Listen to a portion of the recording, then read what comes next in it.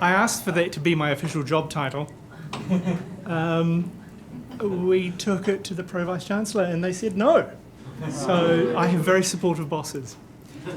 So I work as a librarian. I'm the librarian at Canterbury University who's here. I don't know anything about books. I'm a digital librarian. What does that mean? So I handle research data. So when people produce research data, when they want to find research data, when they want to, I help them with that process. Previously to that, I worked at Otago as an IT guy. Previously to that, I worked during the dot-com boom in London. I worked at a couple of interesting places. One, we spent £80 million and never launched. That was the good old days. And the other one was GCHQ. So all the steganography information is really quite interesting. Okay, so thank you for that. Why have we gone? Oh, that's because I did that. Okay, so the first thing I want to talk about is enshittification.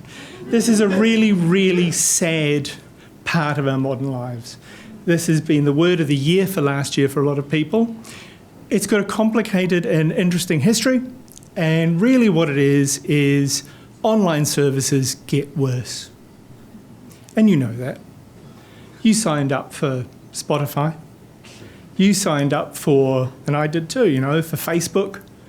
You signed up for all of these things that just don't serve our needs the way that we want it to.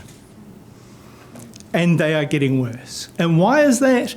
Because you are not the person they're interested in making money for. It's the shareholders of the company. There has to be a constant growth curve, and that means it's not concentrating on services, it's concentrating on the underlying selling of data within that.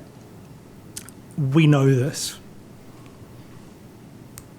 Okay, this is Russell J. Stanford. He is an engineer at Canterbury University. He is relatively, even for not having much hair, he's quite young. He's an early career researcher, we call him. He's doing extremely well for himself, actually. Let's have a look. So this is his record from a place called Scopus. What is Scopus? Scopus is an index of all of your publications and all of the citations of those publications. So we can then work out how good you are as an academic and rank you. And then we'll rank all the universities on top of that. Canterbury is a perfectly formed, mid-level, mid-ranked international university.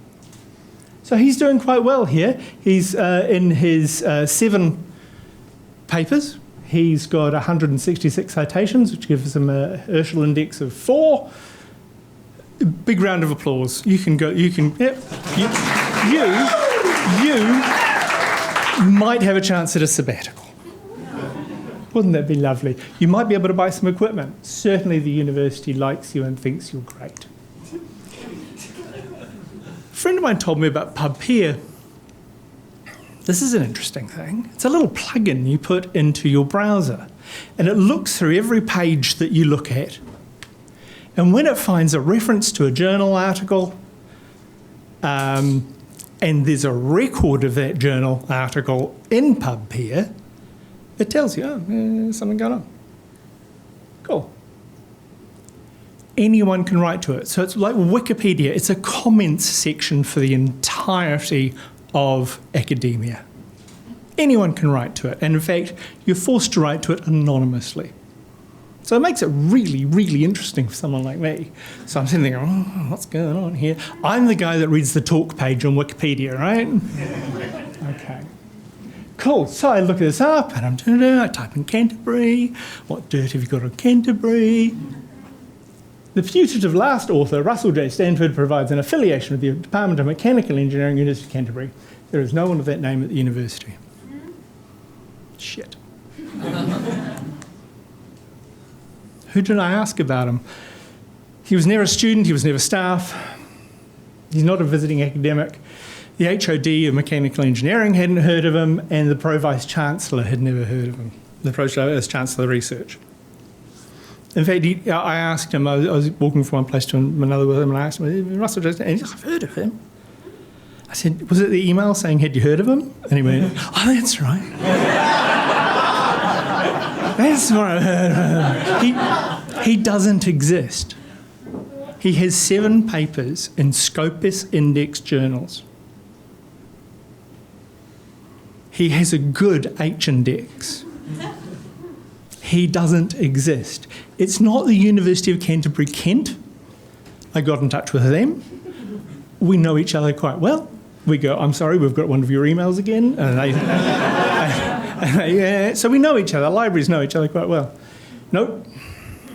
No one had heard of him. He literally doesn't exist.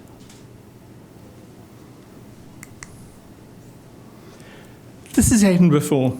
The first people I talked to are the people at Retraction Watch. I'm not sure if you've heard of Retraction Watch, but it's an excellent journalistic organisation that goes through journal retractions and looks for, it has a database of all the retractions. There never was one until they started it.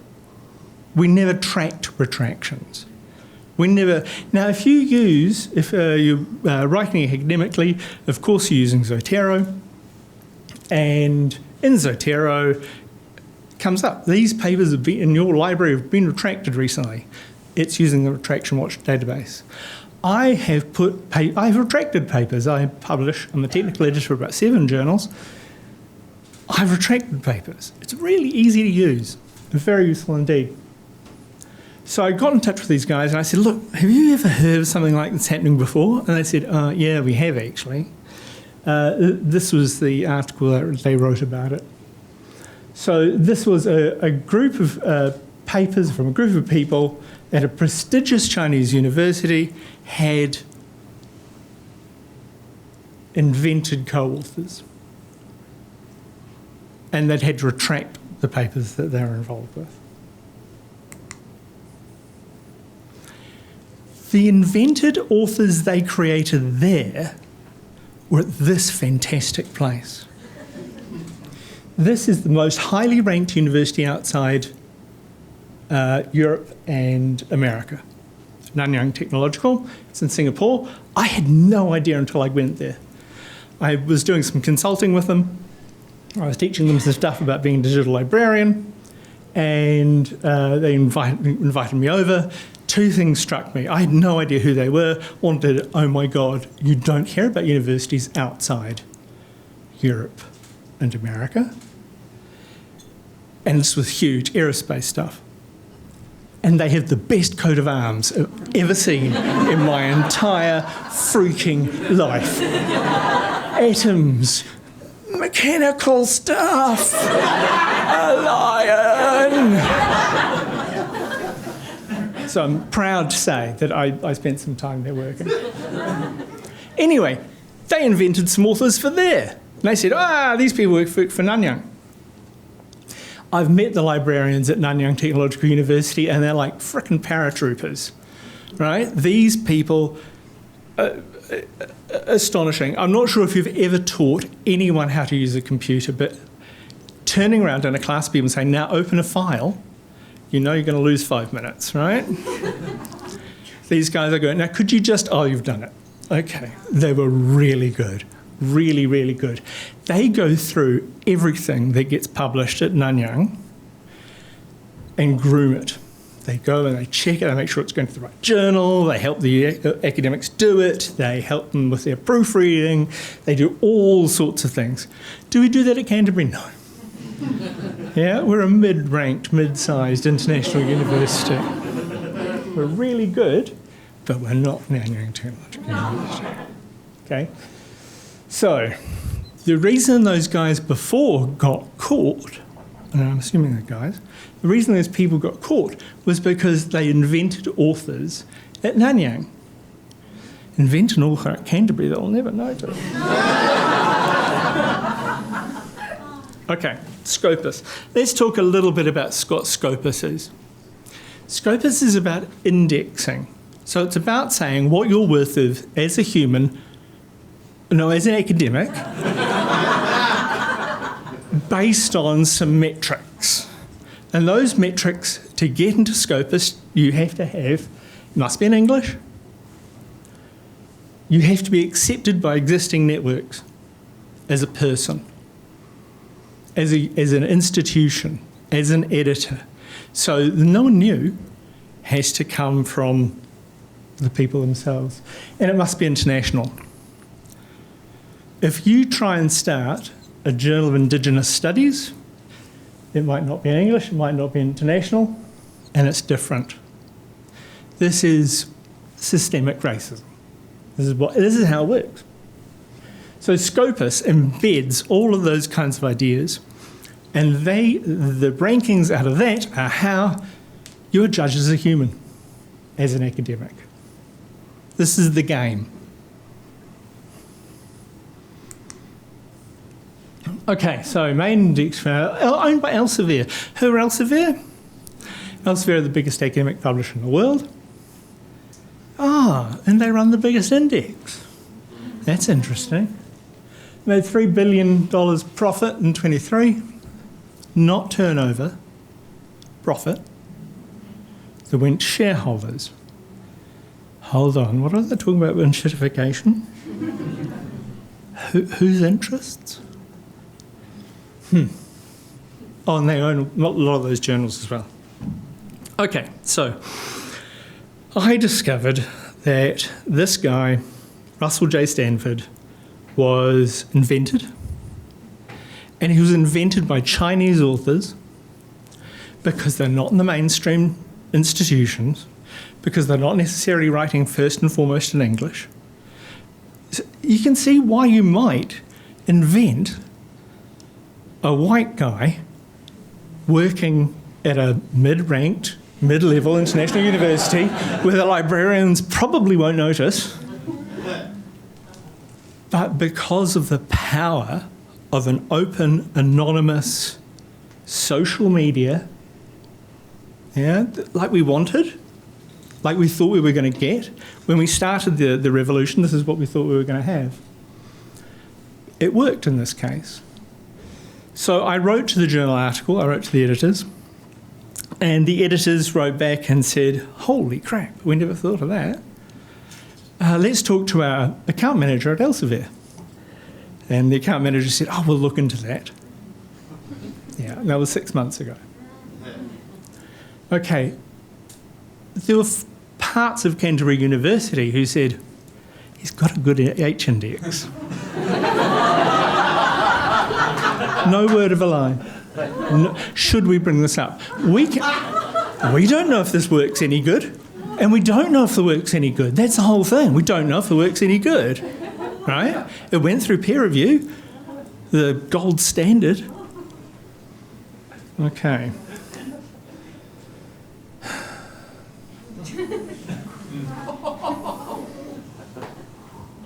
That's it. This is the point of what I wanted to talk about. There are ways of doing this. There are systems we can use to do it. I created verified ORCID profiles for Canterbury. We were the first country and first institution in the world to do it. Which means when you have your formal, permanent record, you can let me as an institution say, yeah, you worked here. Yeah, it's your record, you can do it. Elsevier didn't want to use that. And one began to wonder why. $3 billion profit? How much would it cost? You can reform the entire American economy with half a dozen 30-year-olds, parachuted in. 5 days later, it's fixed. Elsevier can't do it. So, this is a bit of a letdown because they retracted them last week. It did take them 6 months to do it. And it took me finding it and writing to them once a month saying, hi, we're worried about our international reputation on this. This guy doesn't exist. What are you going to do about it? And the papers are retracted. That doesn't mean they weren't any good. Yeah? And we can see why they did it. Because it's a way into a system. Their entire, think about it. It has to be in English, right? Francophone Africa, gone. No research worth publishing. Yeah? Anything in Māori? No, can't have that. Okay, so scholarly publishing and academic communication is deeply, deeply broken. It's broken at a moral level, it's broken at a profit level, it's broken at all sorts of places. We've tried to fix it with open access, and now what we've found is open access charges. We're just paying the same amount we paid before. Yeah, it's not making it any easier, but admittedly it's making it easier for us who don't necessarily have logins to institutions to be able to find papers. That's good. That's one step forward, but, and this is something I've really struggled with when I've been thinking about this. I don't want you to think that the people making the ideas are broken. That there aren't an enormous number of people, every academic, every scholar, every researcher, and I include all the students in that as well, are doing their level best to create new human knowledge. And they're doing that in a way that is being hindered by overarching systemic issues, for one. Unfortunately, again, thinking about this presentation over the last couple of days, I've been, and I'm sorry to put a bummer on the evening, but they've withdrawn all the Centre for Disease Control studies databases that have anything to do with transgender or gay research. My friends have saved them. I have friends who do that kind of thing. That's what librarians are about, right? So they're available. The data hasn't gone, but it is gone officially. And that is a really, really scary thing. And when you see that the biggest academic publisher in the world does not check to see if authors are real, huge issues. So I'm sorry to leave you on such a sad note. But I just thought it would be something interesting to bring up here. And if anyone's got any questions, I'd love to.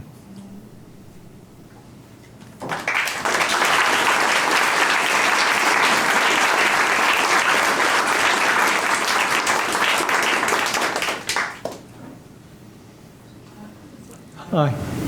Is it time for the universities in New Zealand, like they have in a few other countries, to boycott Elsevier? Tim, don't tell anyone I said this. Shit, yes. I run... Okay. Has anyone here heard of The Archive? Yeah? The mathematicians in the audience will have. It is one of the most interesting and main places that publishers... I think the guy who was the scientific director from The Archive came to visit Canterbury a couple of months ago. They publish something like 12 to 15% of science. They cost $10 million a year to run. The whole thing.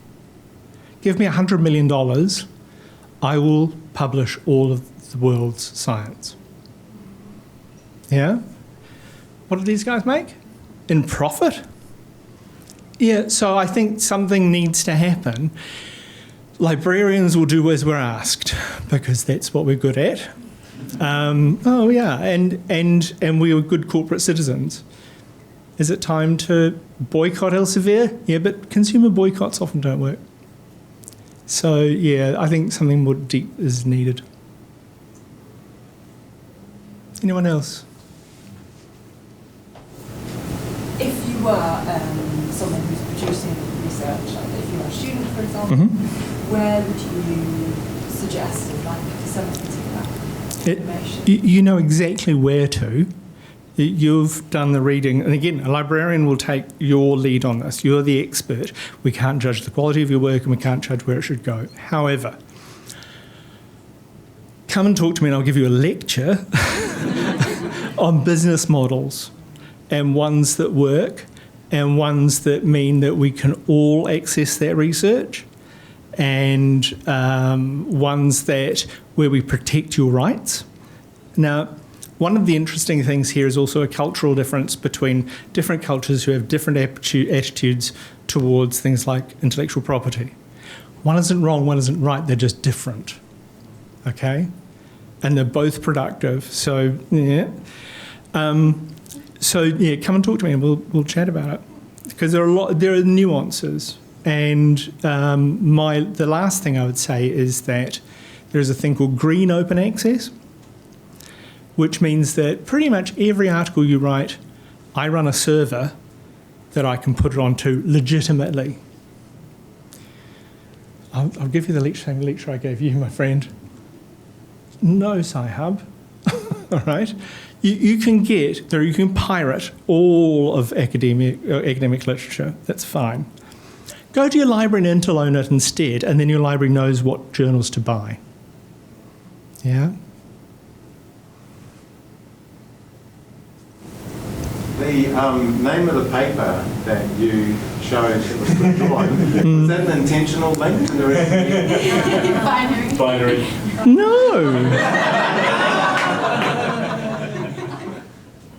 No, and the thought of a chaotic binary shark smell optimization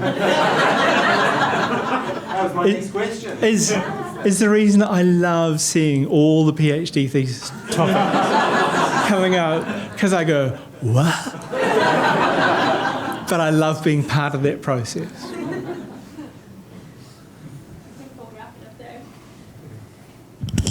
Thank you so much, Anton. Let's get another round of applause.